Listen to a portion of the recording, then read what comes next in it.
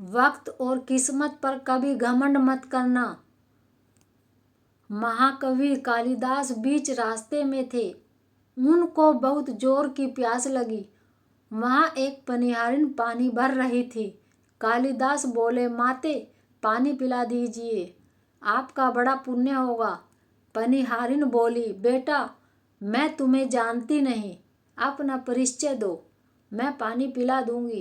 कालिदास ने कहा, मैं मेहमान हूँ, कृपया पानी पिला दीजिए। पनिहारिन बोली, तुम मेहमान कैसे हो सकते हो?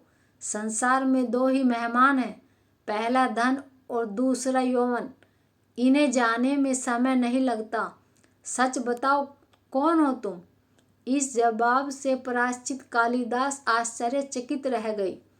कालिदास बोले, मैं सहनशील हूँ, अब आप पानी पिला दीजिए। पनिहारिन ने कहा, नहीं, सहनशील तो दो ही हैं। पहली धरती, जो पापी पुण्यात्मा सबका बोझ सहती है, उसकी छाती चीर कर बीज बो देने से भी अनाज के भंडार देती है। दूसरे पेड़, जिनको पत्थर मारो फिर भी मीठे फल देते हैं। तुम सहनशील नहीं हो सकते। सच बताओ, कौन हो तुम?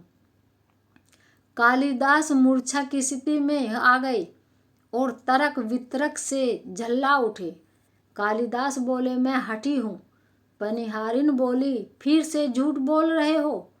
हठी तो दो ही है, पहला नाखून और दूसरे केस। कितना भी काटो बार बार निकल आते हैं। सच कहो, कौन हो तुम? कालिदास अपने आप को अपमानित और पराजित हो चुके थे। कालिदास ने कहा, फिर तो मैं मूर्ख ही हूँ। पनिहारिन ने कहा, नहीं, तुम मूर्ख कैसे हो सकते हो? मूर्ख दो ही हैं, पहला राजा, जो बिना योग्यता के भी सब पर शासन करता है, और दूसरा दरबारी, पंडित, जो राजा को प्रसन्न करने के लिए गलत बात पर भी तर्क करके उसको सही सिद्ध करने की चेष्टा करता है। यह बात सुनने के बाद कालिदास कुछ बोल न सका और वह इस स्थिति में वृद्धा महिला पनिहारिन के पैर पर गिर पड़े और पानी पीने की याचना में गिड़गिड़ाने लगे। वृद्धा महिला ने कहा, उठो वत्स। आवाज सुनकर कालिदास ने ऊपर देखा तो साक्षात माता सरस्वती वहां खड़ी थी।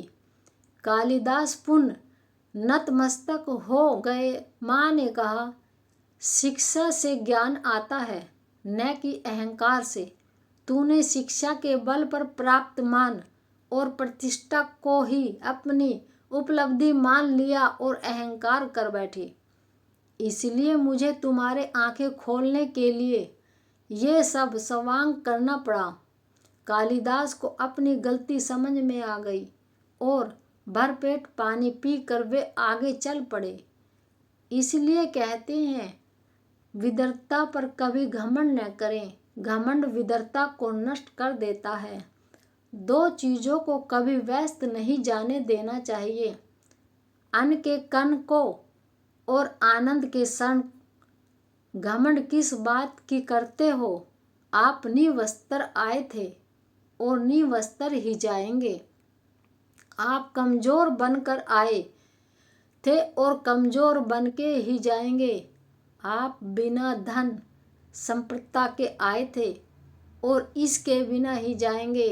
आपका पहला स्नान भी आपने समम नहीं किया और आपका अंतिम स्नान भी आप समम नहीं कर पाएंगे। यही सच्चाई है। फिर किस बात की इतना घमंड और फिर किस बात की इतनी दुर्भावना, किस बात की इतनी खुदगर्जी? इस धरती पर हमारे लिए बहुत ही सीमित समय है और हम मूल्यहीन बातों में बर्बाद कर रहे हैं। इसलिए अभी से प्रभु के आराधना में लग जाइए। दोस्तों, वीडियो देखने के बाद आपको यह कहानी कैसी लगी? लाइक सब्सक्राइब करें।